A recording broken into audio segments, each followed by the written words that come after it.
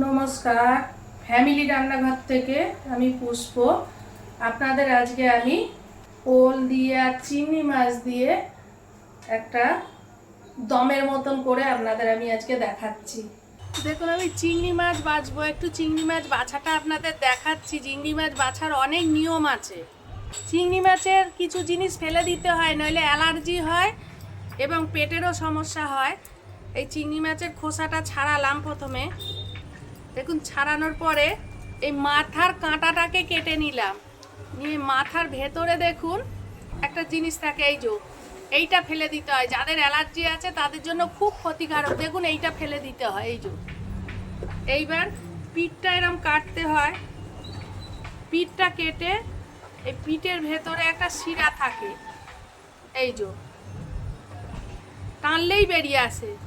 এই দেখুন, এই শিরা দেখছেন, এই শিরাটাকে ফেলে দিতে হয়। আবার এই সাইডে তলাতেও একদম একটা শিরা থাকে, দেখেন, এই শিরাটাকেও এইভাবে তুলে ফেলে দিতে হয়। এই সামনের দিকে শিরা ফেলতে হয়, এখানকার শিরা ফেলতে হয়। চিংড়ি মাছের মাথাতে একটা ডুবলি মতো শিরা থাকে, সেটা ফেলতে হয়। নইলে অ্যালার্জি যাদের আছে তাদের জন্য তো প্রথমত চিংড়ি মাছ খাওয়া যায় না, ক্ষতি। পেটের জন্যই খুব ভালো। এইভাবে আমি সমস্ত চিংড়ি মাছগুলো কেটে নেব। কড়াইতে তেল গরম হয়ে গেছে। এইবার আমি ওলগুলোকে ভেজে নেব ভালো করে।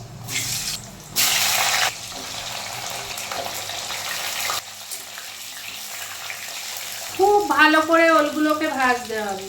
দেখুন, লাল হয়ে গেছে ওলটা ভেজে। খুব সুন্দর করে ওলগুলোকে কিন্তু ভেজে নিলাম। এই দেখুন কিভাবে ভেজেছি। দেখুন,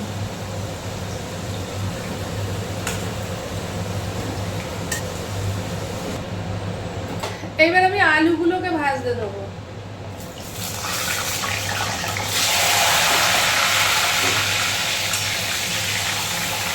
আলুগুলো ওলের মতন কিন্তু একদম লাল হয়ে ভাজা হয়ে যাবে। আলুগুলো দেখুন ভাজছি, মোটামুটি রং হয়ে গেছে। এবার আমি আলুগুলোও তুলে নিচ্ছি। কড়াইতে তেল বেশি আছে, তাই একটু তেল তুলে নিলাম। এবার আমি চিংড়ি মাছগুলো ভেজে নেবো। দেখুন,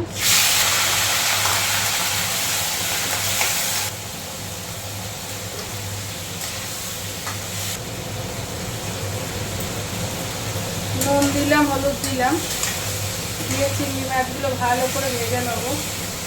আপনাদের কিন্তু আমি আজকে খুব শর্টকাটে রান্না দেখাবো একটু, কারণ এখন প্রত্যেকটা মানুষ সংসারে কর্মজীবী, সবাই কাজে যান, তাই অনেক সময় নিয়ে রান্না করার মানুষের হাতে সময় নেই।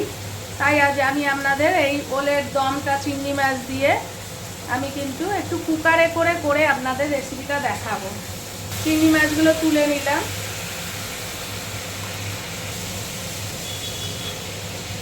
দেখুন, এই তেলের মধ্যেই আমি জিরে ফোড়ন দিলাম, তেজপাতা ফোড়ন দিলাম, আর এখানে দেখেন পেঁয়াজটা কুচনো আছে, কুচনো পেঁয়াজ ফোড়ন দিলাম। টমেটো, আদা, রসুন, পেঁয়াজ একসঙ্গে পেস্ট করে রেখেছি। আমি সচরাচর রসুনটা আলাদা ভেজে নিই, কিন্তু আজকে শর্টকাটে দেখানোর জন্য এইটা বেটে রেখেছি একসঙ্গে।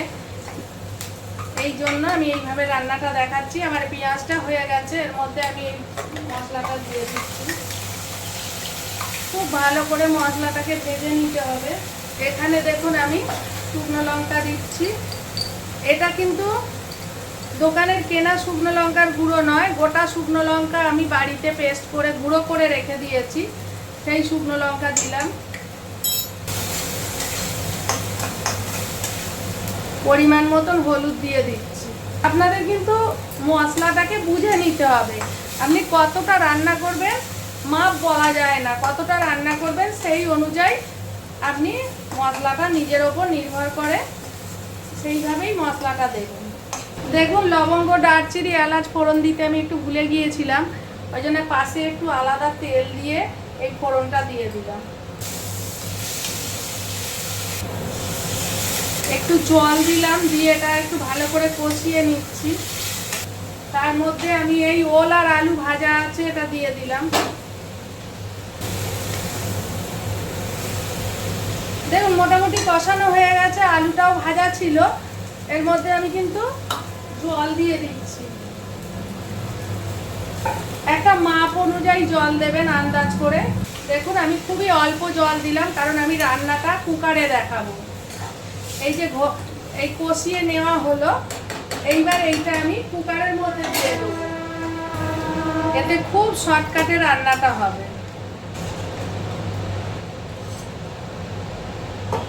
এবার আমি চিংড়ি মাছটাও কিন্তু দিয়ে দিচ্ছি, একেবারেই রান্নাটা কমপ্লিট হয়ে যাবে। দেখুন অতি সামান্য চিনি দিয়ে দিলাম, খুবই অল্প ঘি দিয়ে দিলাম।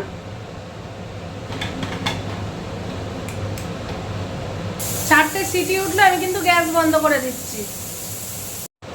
কুকারের দেখুন ঢাকা খুলছি। আপনারা নিশ্চয়ই দেখেছেন আমি কিন্তু এতে ধনে জিরের গুঁড়ো ইউজ করিনি। দেখুন আমার চিংড়ি আর ওলের দম কমপ্লিট হয়ে গেছে।